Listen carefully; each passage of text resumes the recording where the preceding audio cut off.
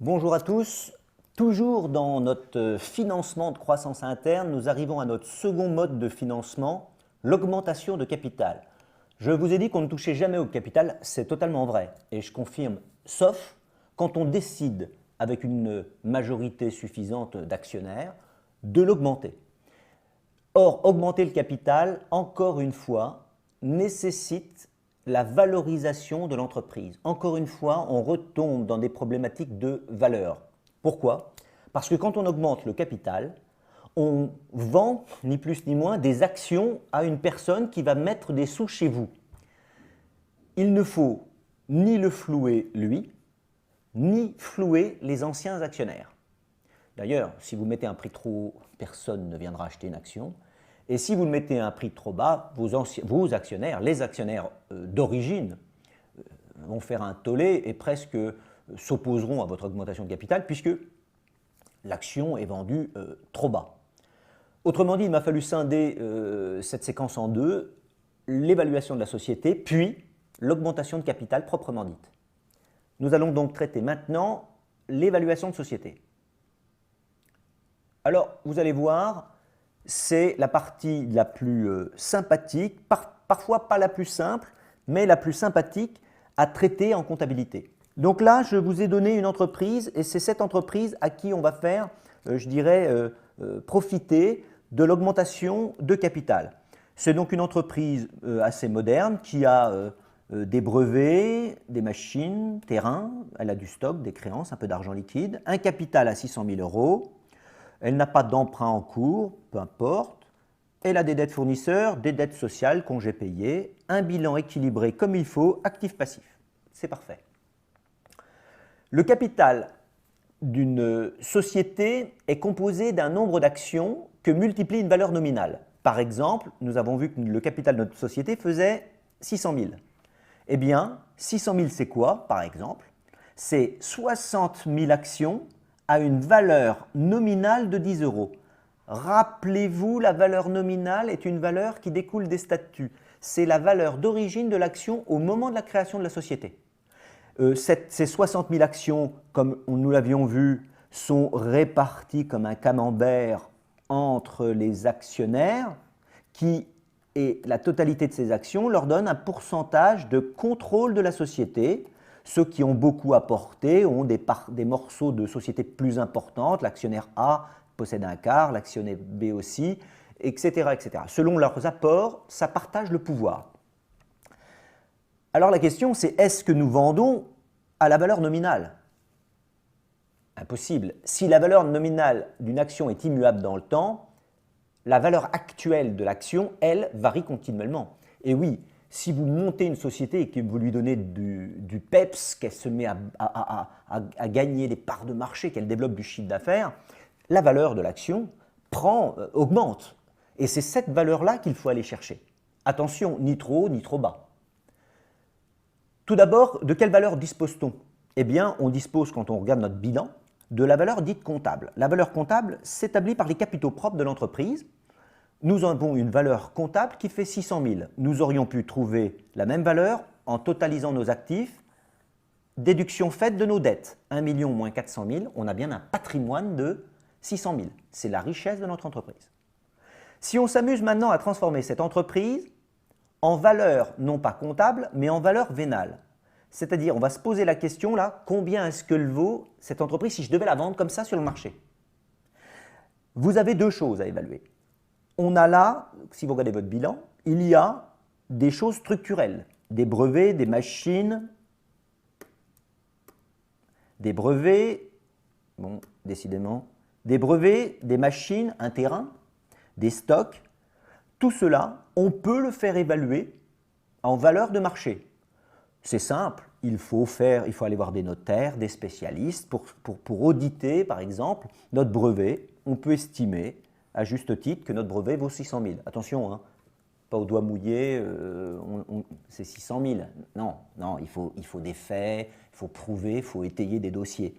La machine, elle vaut 50 000 comptablement, mais globalement, sur le marché, on n'en tirerait rien. Notre terrain, il a subi une belle plus-value, on pourrait le vendre 420 000. Attention, il n'y a pas de scrupule là à avoir une valeur supérieure. sachez qu'on a un principe de prudence qui nous bloque, donc bien souvent, nos actifs sont sous-évalués. Ils sont sous-évalués parce qu'on n'a jamais eu le droit ni la chance de pouvoir les mettre en valeur de marché. Principe de prudence oblige.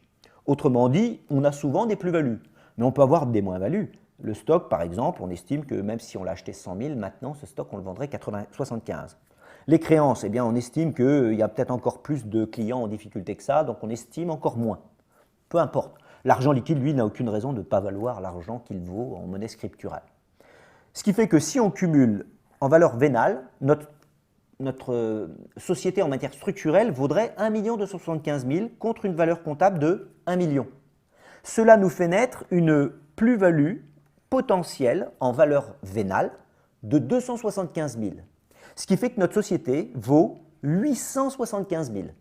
Ces 875 000, si je les divise par 60 000 actions, pour mémoire, ces 60 000, c'est bien mes 600 000 de capital à 10 euros, eh bien, on obtiendrait déjà une valeur par action supérieure à 10 euros, à savoir 14,58.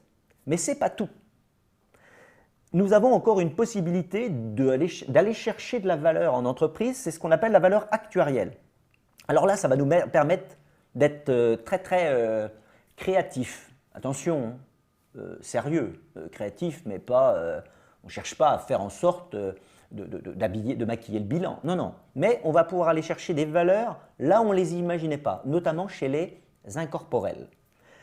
Je cherche là à m'aider de certains flux financiers pour déterminer des valeurs actuarielles qui vont me permettre soit de dégager la valeur d'un actif existant au-delà de sa valeur vénale. Par exemple, un brevet. On a vu que notre brevet, on pouvait le vendre plus cher. En valeur actuarielle, on peut même aller chercher une valeur au-delà. Mais ce n'est pas ça dont je veux parler. Ce dont je veux parler, c'est qu'on va pouvoir réussir enfin à émettre une valeur sur ce que vaut le fonds de commerce de notre entreprise. C'est-à-dire ce que les Anglais appellent le goodwill, cette valeur incorporelle qui fait que vos clients vont chez vous. Cette petite différence qui fait que votre cours boursier, il est 40% plus haut que la valeur comptable. Pourquoi des gens iraient acheter vos actions en bourse si vous êtes coté beaucoup plus cher que la valeur de votre actif?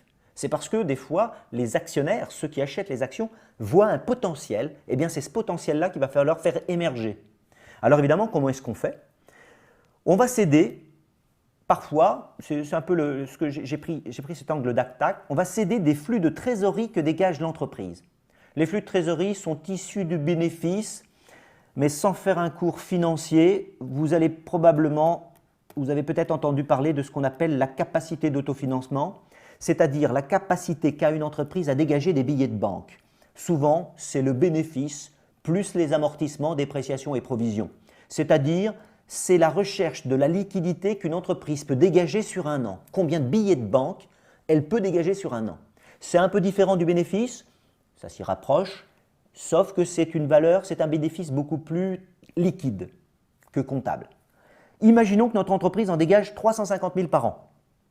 Eh bien, en imaginant que l'on actualise cette somme sur 10 ans à un taux de 5%, regardez ce que ça me donnerait. Je prends mes 350 000 que je dégage par an et que je vais dégager par an sur les 10 prochaines années. Si je les actualise à 10 ans, sur 10 ans à 5%, je tombe sur une valeur de 2,7 millions. Alors évidemment, est-ce que c'est ça mon fonds de commerce? Non, quand même pas. Notre fonds de commerce, 2,7 millions, c'est la base de calcul. Nous savons qu'en valeur comptable, notre société vaut 600 000. En valeur vénale, nous savons maintenant qu'elle vaut 875 000. Selon la borne que je vais choisir, mon fonds de commerce aura plus ou moins de valeur. En imaginant que je prenne la valeur comptable, notre fonds de commerce aura une valeur de 2,1 millions. Si je prends plutôt une valeur, je dirais, vénale, alors là, je vais tomber plus sur un fonds de commerce d'1 825 000. Imaginons que je prenne cette formule-là, c'est-à-dire que pour évaluer ma société, je vais estimer mon fonds à 1 825 000. Regardez ce que me donnerait mon bilan. Le bilan, attention, ce n'est pas un bilan que je vais publier, c'est un bilan qui va me servir à modéliser la valeur de l'action. Eh bien, je retrouve mon brevet en valeur vénale, je me retrouve mon terrain en valeur vénale, et qu'est-ce que je retrouve? j'ai le droit là de mettre mon fonds de commerce. En fin de compte, le nouvel actionnaire qui va vouloir entrer chez moi, il va falloir qu'il le paye. Parce que moi, ancien actionnaire, c'est moi qui l'a créé, moi et mes salariés, mais j'y ai droit et le nouvel actionnaire, lui, il ne peut pas arriver et avoir un beau rôle d'acheter des actions qui ne contiendraient pas une quote-part du fonds de commerce dont la valeur a été créée par moi. Autrement dit, si on rajoute ce fonds de commerce à la valeur potentielle de mon entreprise, je tombe donc sur une plus-value de 2 100 000 que j'ajoute en plus à ma valeur comptable. Mon entreprise vaut bien à ce moment-là 2,7 millions et combien vaut mon action? Si vous faites 2,7 millions divisé par 60 000 actions, vous tombez sur une valeur d'entreprise par action de 45 €. Conclusion, l'actionnaire, s'il veut rentrer chez moi, c'est le prix qui théoriquement devra être payé par action. Merci.